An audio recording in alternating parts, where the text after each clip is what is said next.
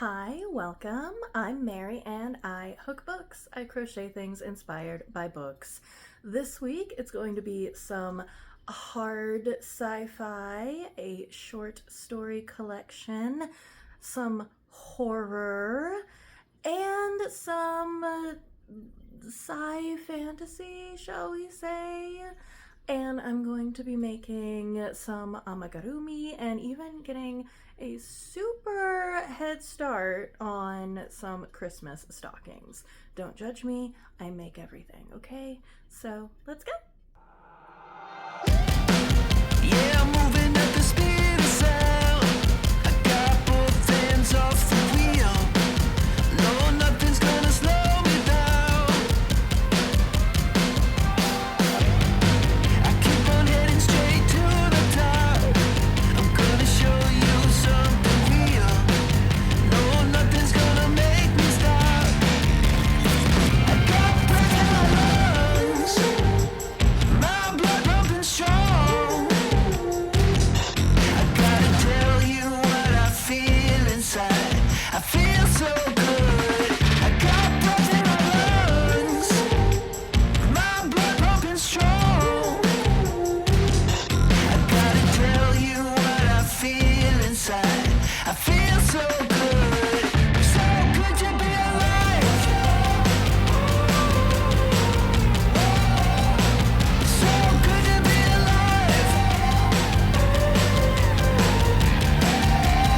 be alive. So good to be alive. So good to be alive. Outland by Dennis E. Taylor is about a bunch of super smart college students who kind of sort of accidentally invent interdimensional travel, and they're like, oh, well, cool, hey, let's like get gold and become millionaires and win a Nobel Prize. Sound good? But then things don't go quite as planned. Yellowstone ends up exploding, and they have to get as many people to this alternate dimension as they possibly can. I love Dennis E. Taylor. He's very similar to John Scalzi, and I love John Scalzi as well. The characters can be a little samey. I think for Dennis E. Taylor, the characters in this do have more dimension and differentiation than in some of his other work, but they are all kind of the smart, snarky kind of personality, which I love. Like, I love reading that. I also picked up the sequel, which in universe is, I think, 6 months later, but came out 8 years later in the real world. And I thought this one was a little long. If this was chopped into a couple different episodes of a TV show or like podcasts or just smaller audiobooks, I think it might have been better. I liked a lot of what happened. It went into the nitty-gritty of how you set up a new society. But sometimes it went a little too in-depth, and I was like, okay. And there was just so much going on. Like, we had people who were still Earthside trying to find resources, and we had people in Outland and everything they were going through, discovering additional dimensions.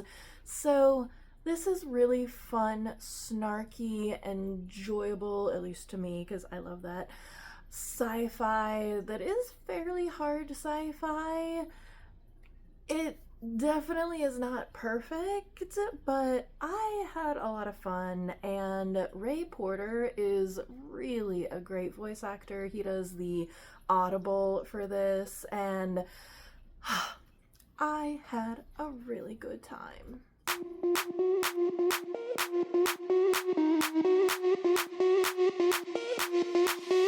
Sound me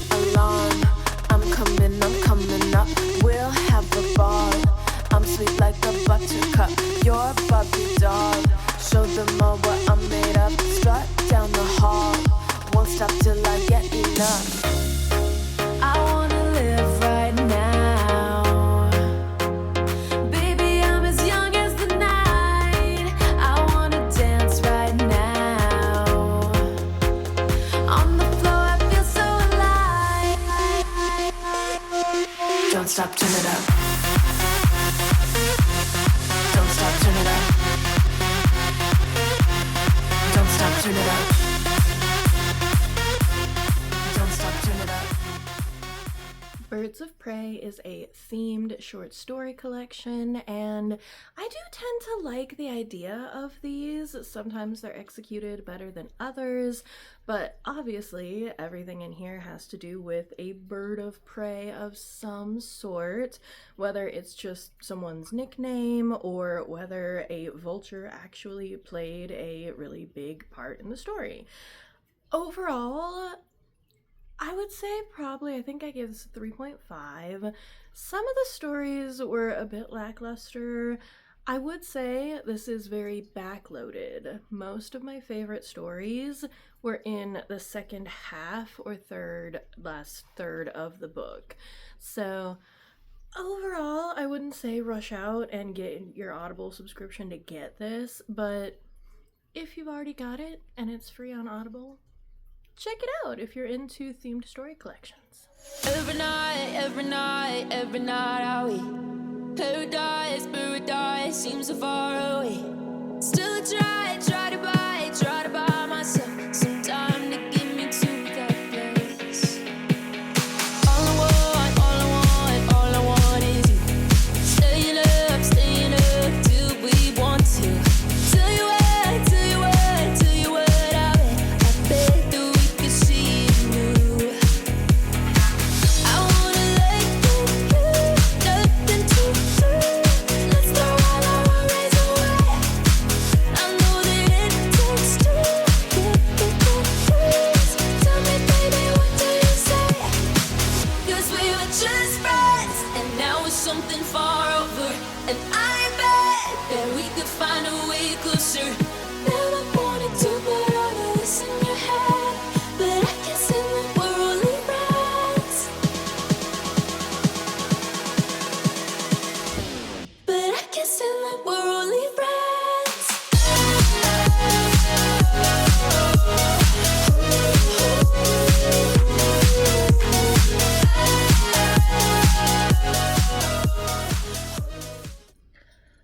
First Sister, say hi, Fry. Okay, bye, Fry.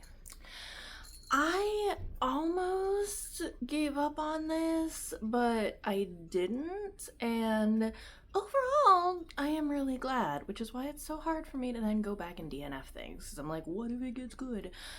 I think it got kind of a slow start, but then I really started enjoying the characters. I really started enjoying the world building. The world building is really cool, not necessarily realistic, but it does kind of harken back to classic sci-fi. Like, we're stuck on the inner 3 planets, and we know, like, Mercury is not habitable, but in this world it is. Mercury, Venus, Earth, and Mars, and there are some allusions or homages to the Dune saga, and not that I'm a big Dune person. Fry is playing with his new crinkle toy, sorry, but it's so cute. One of the characters is named Leto, and the artificial intelligences have to stay outside of the asteroid belt. There was a big, I forget what they call it, but like a big war, kind of like the Butlerian Jihad. And I've never even read Dune, but I just know so much about it because it's everywhere in sci-fi fantasy circles. Anyway, I really enjoyed the characters, how their stories all came together. I like the way, I wouldn't necessarily call it a mystery, but like the big reveals at the end, they were planted. The seeds were planted along the way so that they make sense. It wasn't super obvious, but if you look back, you're like, oh, okay. In this world, the sisters all have something done to their vocal cords so they can't speak. And there's somewhere between like a priest that takes confession and like comfort women. And we're also following a Venusian duelist and his friend and the new captain of a starship. And their stories all intersect in a really interesting way. I overall really did enjoy this. The second book looks really long. It's like a 20-hour audiobook from the library. So we shall see if I continue on, but overall I was very pleasantly surprised with this book.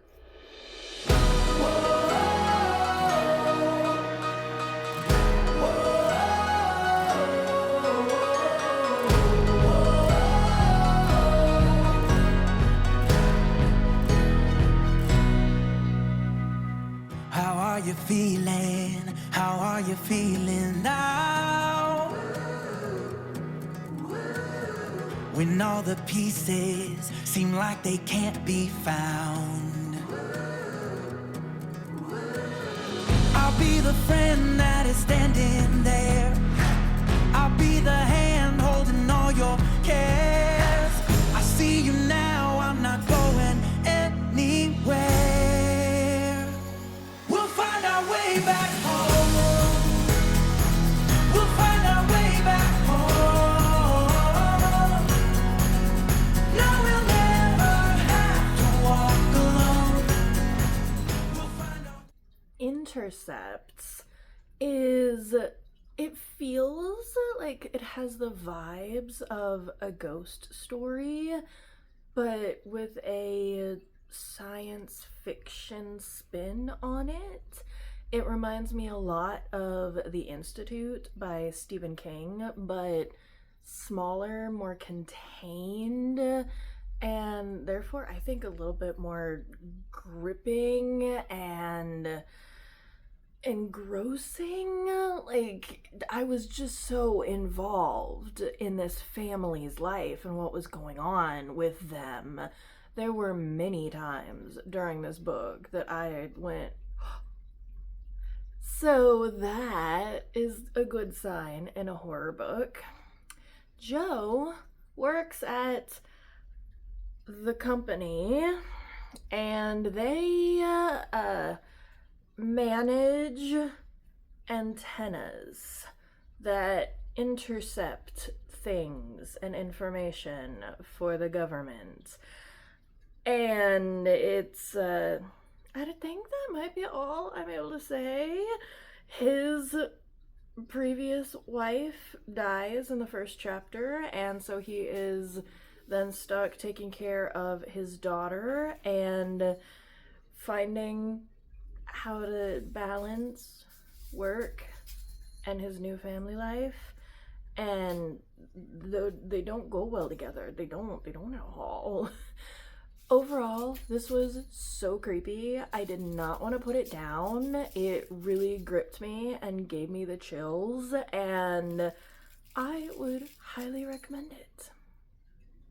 Oh, and they have a dog. They have a black dog, which is why I made the black dog Christmas stocking.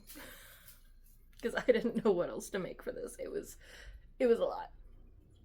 Thank you for joining me this week. I really enjoyed all of these books.